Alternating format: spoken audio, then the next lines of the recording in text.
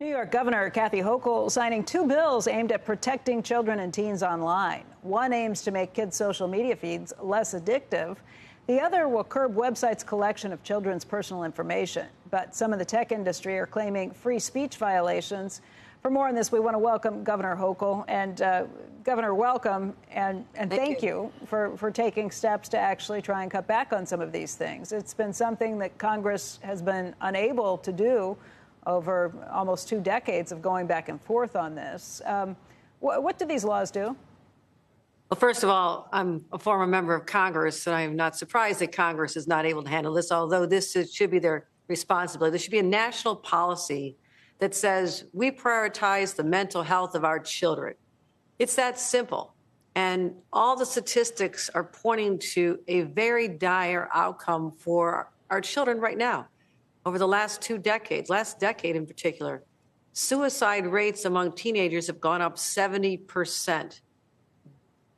Teenage depression, something that was not a factor when I was growing up or previous generations, it is real. So many young people have been taken into a dark space because the companies have designed these addictive algorithms to pull them in and hold them captive at a time when they should be out with socializing with other people, paying attention in classrooms. So I am not surprised there's opposition, but here's my message to the tech companies. Why don't you get out of the courtroom and come into my conference room? We can work this out together.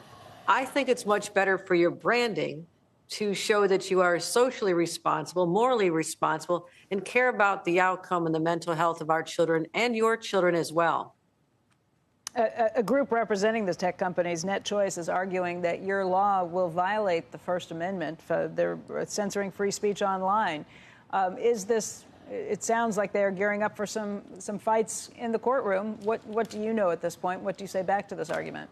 Well, litigation's a growth industry in the state of New York. Bring it on. And we're not unaccustomed to this, but we will prevail because we're very careful in our drafting to make sure that freedom of speech is protected. But we're simply saying to these children, you have the right to socialize with your friends.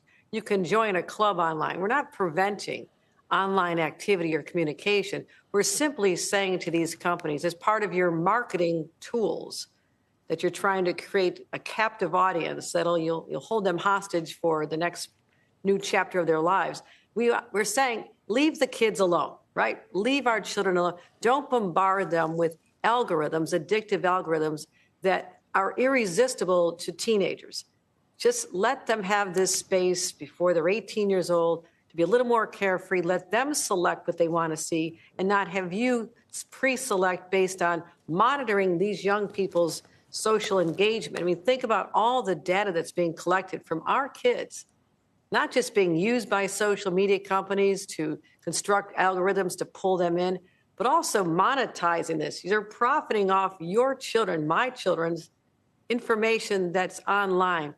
I think there's a business model that can be still very successful for these companies. And New York City, New York State, we are a tech capital. I mean, everyone looking for tech jobs last year. We're the #1 destination in our nation. We're proud of that. This is not hostile to big tech. We're happy they're in New York. We're happy they're doing what they do, except in this one space that they should also understand, they as parents should understand, is not healthy for this generation of young people. And the effects are real. This is not hypothetical. This is not just me going around and talking to thousands of young people and hearing their voices. And the young woman who said to me, you've got to stop, you've got to save us from ourselves because we're not able to put this down. And you realize it's not their fault. That's exactly what these companies intend. They don't want you to put down the device.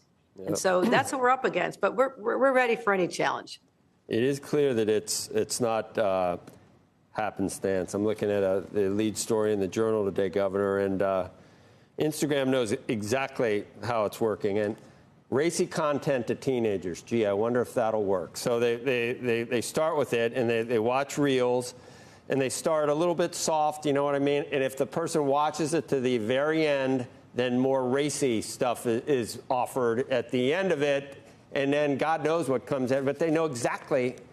I mean, the algorithms are designed to appeal exactly to that motivation. You're going to end up with everybody addicted to porn, and they know full well that's what they're doing. And, teenagers, I mean, I understand it. That's why racy content is going to work. So it just seems like a daunting task where to draw these lines. And then I don't know where parents come into this either. I mean, you could say these companies are just satisfying the normal urges of maybe teenagers with some of the stuff that happens. I will tell you this. This is all about driving profits. And parents, under our new legislation, the first in the nation that is taking this step to protect this generation, and I hope every other state follow what we're doing here in the state of New York, because here's why. We are going to empower parents to be able to turn on the off switch. You can bombard people with algorithms, young people with algorithms, but parents should be empowered to have control over that, not the companies. So parents will be able to now say, no, you're not allowed to do this. We're also saying that parents should be able to have say whether or not you can send messages and notifications between midnight and 6 a.m. Our children are sleep deprived. I mean, they're walking around like zombies in schools. They're not paying attention. And I also want to say this to the tech companies. What you're doing is happening to your next generation of workers. If you're a business leader looking at kids in middle school and high school as your future workforce, and you realize that they're so addictive that even during the day they can't put down the smartphone, they're not paying attention to their geometry class, their teachers. And they're also not developing social interpersonal skills that are so necessary. I mean, it's the creative collisions that happen in the workspace that drive the innovation economy, which we're so proud of in New York. We want to foster that.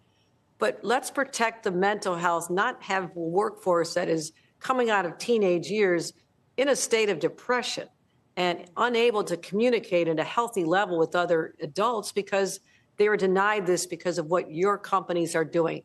Just stop right now. You can make plenty of other money in other ways. I guarantee it. Very creative people work in these companies, but let's save our children.